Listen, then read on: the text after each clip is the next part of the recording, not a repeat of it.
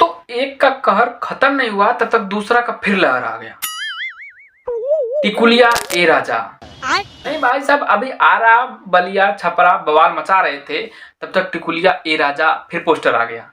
भाई साहब, फैंस को बैक टू बैक गाना एक पे एक दे रहे हैं।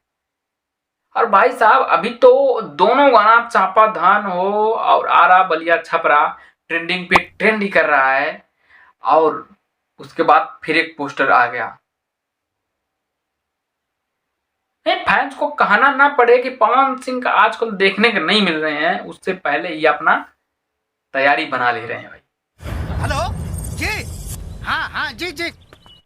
हो सकता है कि ये गाना के बाद एक आध होली का गाना फेंक दें, और जरूर होली का गाना आएगा जरूर इनका। होली के बाद हो सकता है एक आध महीने विलुप्त हो जाए, क्योंकि चुनाव भी आने वाला है, उसमें भी ध्यान देना है कि नहीं। क्यों ये पक्का है कि वो चुनाव जरूर लड़ेंगे और 101% लड़ेंगे, और उसमें टाइम तो बेस्ट होगी और लोग फोकस पूरा रहेगा चुनाव पे। गाना कहां से आएगा, घंटा। अरे वहां खड़ा होके का बाबा जी का घंटा गाड़त रहा।